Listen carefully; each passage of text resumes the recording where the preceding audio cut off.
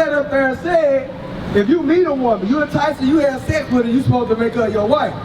And we sit up there and do this in our community, guess what? The STD rate will be down. You understand? Read Hebrews 13 and 4. Read.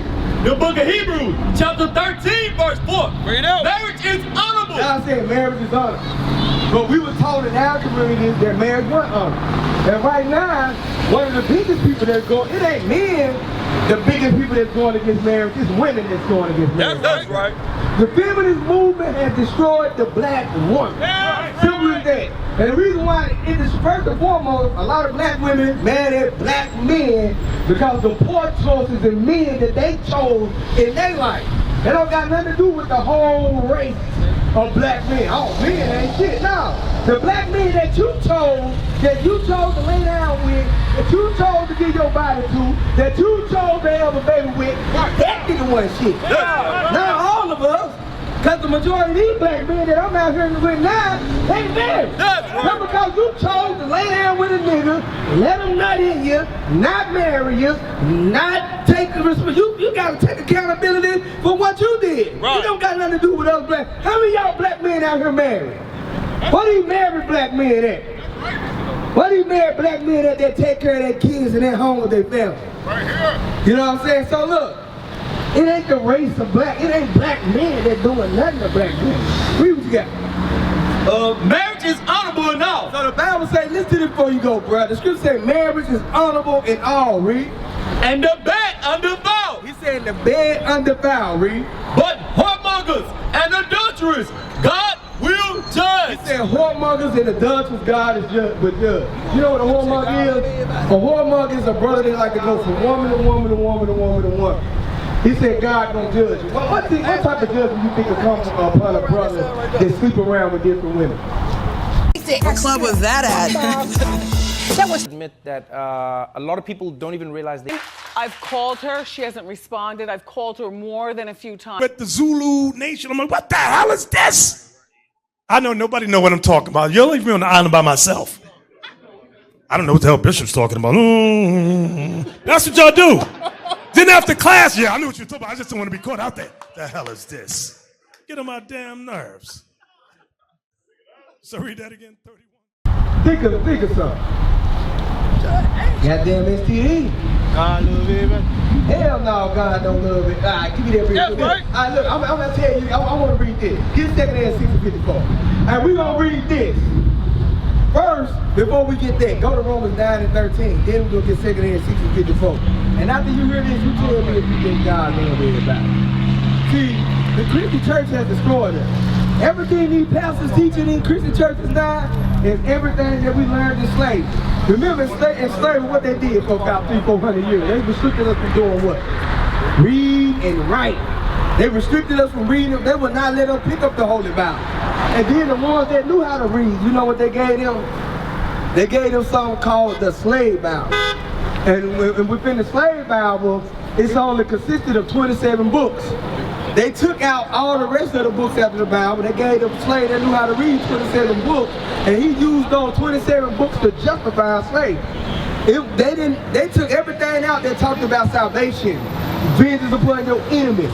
They took all of that out. And guess what your so-called pastor's still doing in this day? They're still preaching the things that were taught in that damn slave Bible. Don't lie.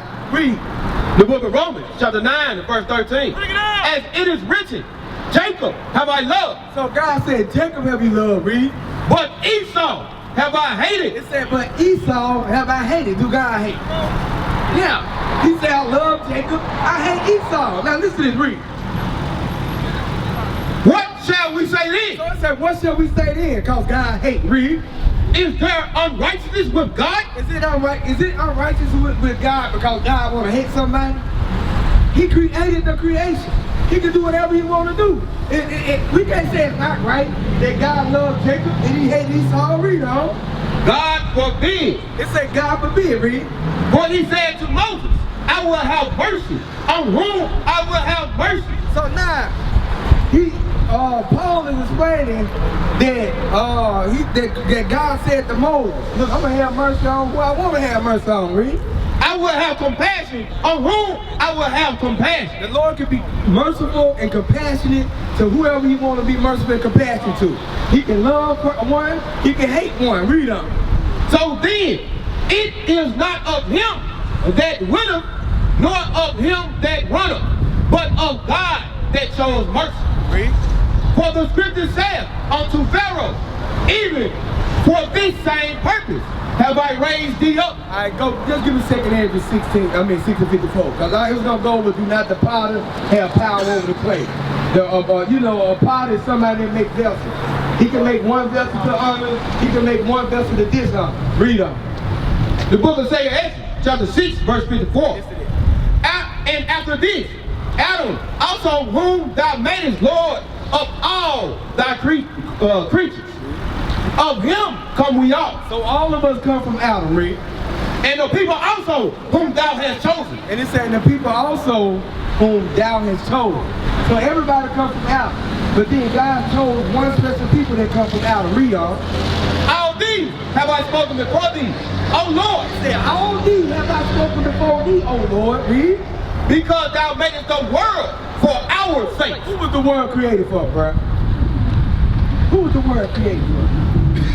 The Israelites. We are the Israelites. That's right. God created the world for our sakes. White man saying, man, all the earth would be a better place without black.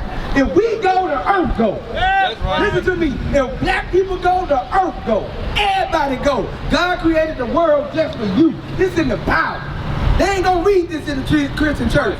They still got that one word religion stuff, or that delusion of inclusion. That love everybody. That ain't true. Read on. As for the other people, That's it. It's for the other people that come from Adam, outside of who God chose. Read.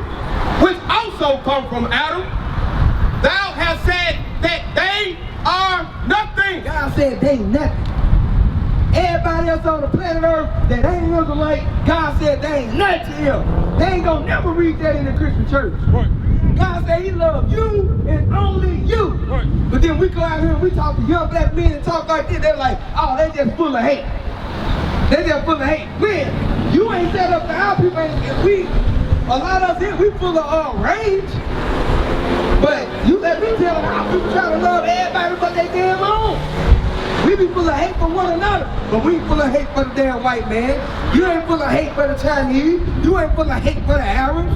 You ain't full of hate for the East Indians. You ain't full of hate for the Syrians. Read on.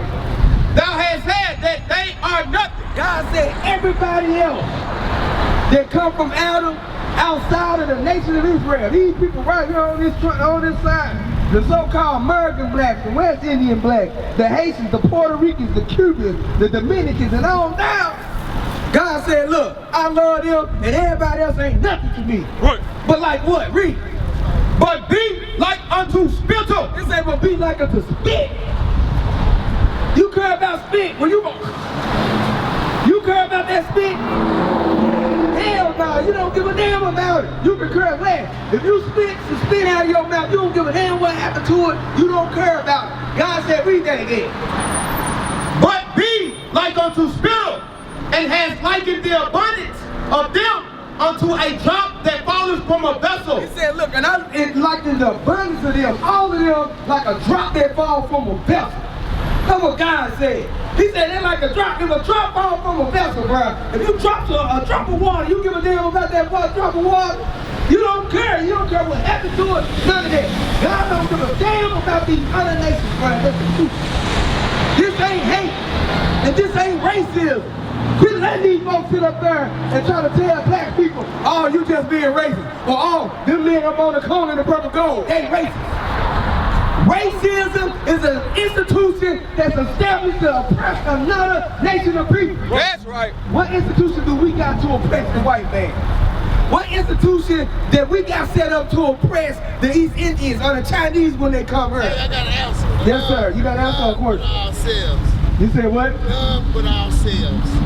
I'm gonna drop the mic. Oh yeah, we don't got no institution to oppress another race of people. Now that's right.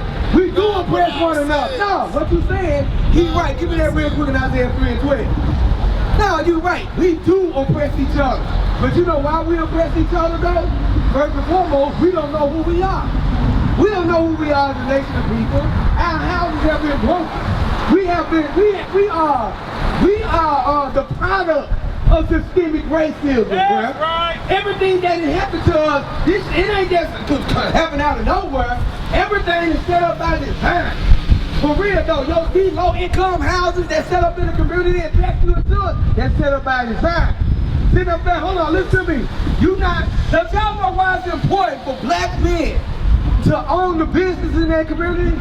Do you know why that's so important, bro? Tell me that. Listen for me now. No, you come on over here. I'll let you talk on the mic.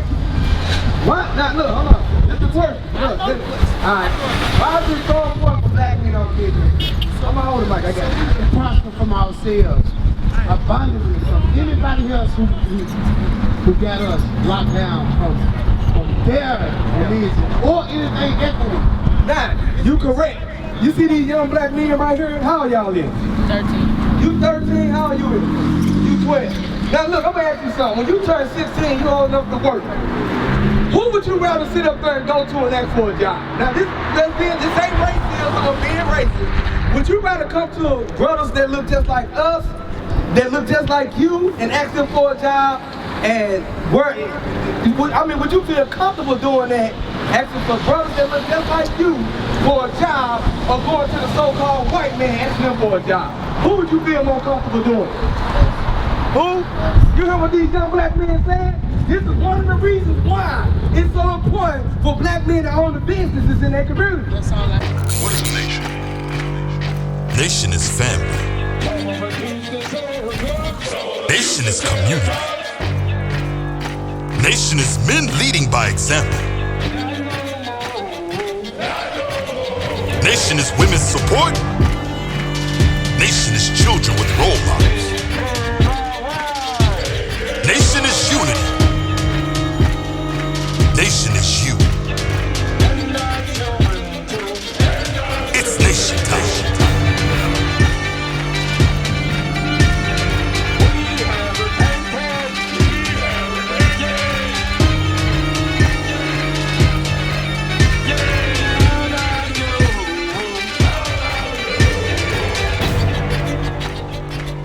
And finally, my brethren, be strong in the Lord.